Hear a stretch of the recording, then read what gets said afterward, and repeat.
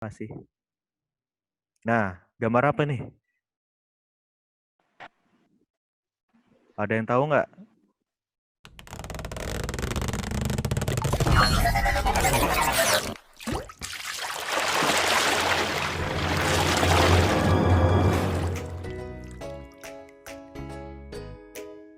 Contohnya apa sih? Nah, gambar apa nih? Ada yang tahu nggak? Listrik. Petir, Pak. Petir. Ini ini salah satu karakter di Naruto. Nah, dia bisa menghasilkan jurusnya ini berupa listrik petir. Nah, kira-kira petir itu ada massa nggak? Kan enggak. Petir itu ada ruang atau volume tertentu nggak? Kan enggak juga. Jadi dia volumenya nggak bisa diukur, massanya juga nggak bisa diukur. Berarti benda tersebut bukan tergolong materi. Cukup jelas ya. Ada contoh lain, misalkan tadi ada yang bilang angin. Angin sendiri kalau seandainya dia menempati sebuah ruangan tertentu, dia juga bisa ditimbang loh ternyata. Angin udara itu termasuk materi justru. Tapi kalau petir gimana cara nimbangnya? Orang kita pegang aja udah kesetrum. Udara bisa ditimbang, Pak? Oh, bisa. Nah, nanti kalau ada waktu kita bisa tatap muka. Saya biasa suka praktekin tuh di lab. Ini saya buktikan kalau udara itu punya massa. Jadi udara itu saya masukin ke dalam sebuah toples. Awalnya toplesnya kosong, terus saya masukin udara tuh sebanyak mungkin. Ternyata toples yang awalnya masanya, misalkan masanya pas ditimbangnya itu 0,5 mg. Tapi pas dikasih angin yang banyak, jadi bukan 0,5 lagi, jadi 1,2, 1,3. Artinya ada sesuatu yang masuk. Yang masuk itu apa? Udara. Udara punya massa, udara menempati ruang di dalam toples, udara adalah materi. Itu aja sederhananya. Jadi listrik itu nggak bisa diukur. Listrik itu bisa diukur, tapi bukan massa yang diukur, bukan juga volume yang diukur. Listrik hanya mengukur seberapa cepat alirannya. Iya, aliran listriknya. Kalau aliran listriknya cepat, berarti dia punya energi listrik yang besar. Begitu. Nah, nanti belajar di kelas 9. Next. Nah, sekarang saya mau kasih kuis ya. Siapa yang cepat-cepat jawab di kolom chat.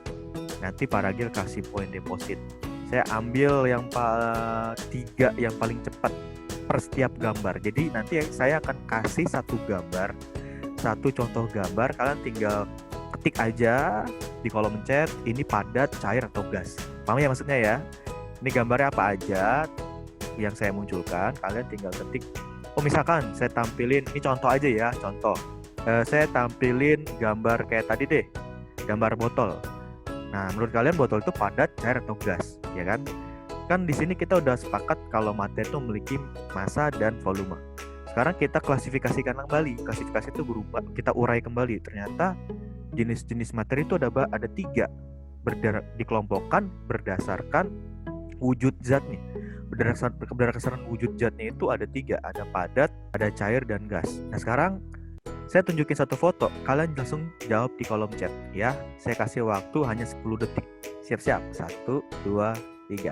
Nah, fokusnya ke yang warna biru ini. Dia padat, cair, atau gas? Itu saya tertulisnya air, soalnya pas aku tadi coba ketik nggak bisa kayaknya. Pilihannya cuma padat, cair, atau gas. Ya, jadi ini jawabannya apa ini? Air. Yang ketiga, Pak. Betul. Ya, nanti tinggal saya cek chatnya gimana. Pencet. Ya, yang pertama tadi cair. Yang kedua sekarang. Yang kedua gambarnya ini. Tuh orang Bapak tadi udah ada tulisannya. Iya kan, kepencet. Udah ngeliat. Berarti anulir aja ini ya. Anulir. Ini anulir. Nggak kita anggap. Oke. Nah, sekarang yang ini padat. Yang kedua. Yang ketiga, apa ini? Pak, udah ketahuan, Pak. Nih, awalnya cair, kedua padat, ketiga pasti gas, Pak. Oh, belum tentu. Oke, waktunya udah habis. Sekarang lanjut ke... Nah, ini apa? Ini gambar minyak ini. Ayo. Oke. Ya, betul, jawabannya cair. Yang 8 juta tau. Yang kelima, apa ini? Tergolong padat, cair, atau gas? Iya. Waktunya habis. Jawabannya padat. Ini pistol ini nih, pistol dari PUBG nih. Nah, ini apa? Gambar awan. Ayo. Awan apa coba? Gas. Oke. Ya, sip. Waktunya habis. Saya kasih tahu ya. Awan adalah ada yang benar nih. Awan adalah cair. Iya. Karena Karena ketipu uap semua. air. Cair ya. Enggak. Awan itu bukan uap air. Awan itu hasil kondensasi dari uap air. Kondensasi itu apa? Kondensasi itu pengembunan. Embun ya Pak.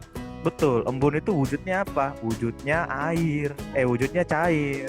Jadi itu awannya itu air yang melayang di udara karena massa jenisnya begitu ringan. Next ya. Jadi kalau kita pegang awan gimana, Pak? Kalau pegang awan kamu berair, tangan kamu berair. Kamu pernah naik pesawat nggak? Kamu lihat di pesawat kalau lagi nembus awan, lihat di sayapnya ada percikan air. Betul nggak? Lihat aja di jendela. Oh iya. Nah ini apa? Slime. Slime apa coba? Masa slime gas sih? Air. Ayo, yang punya slime harus tahu dia cair apa padat ya? Dia berubah Dia kan, juga. dia berubah dari cair ke panas. Oh bisa berubah-berubah ya? Iya, Bapak, dia kan jenguk black juga Pak. Kalau dipegang dia keras, kalau digituin aja dia cair. Iya. Apa? Emang Jawabannya slime itu padat. Kalau kering dia mengkeras. Enggak, gimana pun bentuknya padat. Padat ya. Satu lagi yang terakhir nih, ini lumayan susah juga yang terakhir. Apa ini coba?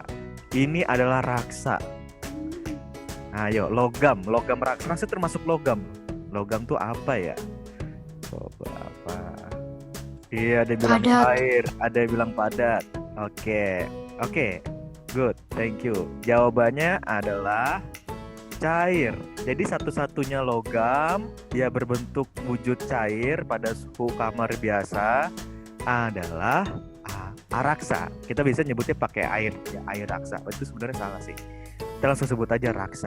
Raksa itu cair ya kalau dalam kondisi yang seperti biasa kayak gini aja. Tapi kalau dia panas dikit aja, dia dingin sedikit aja, suhunya sekitar 10 derajat sampai 5 derajat itu, dia langsung beku jadi kayak es, jadi padat. Tapi kalau lagi suasana kayak biasa, sekitar 34 sampai 37, dia Air cair. raksa itu ada di termometer ya, Pak?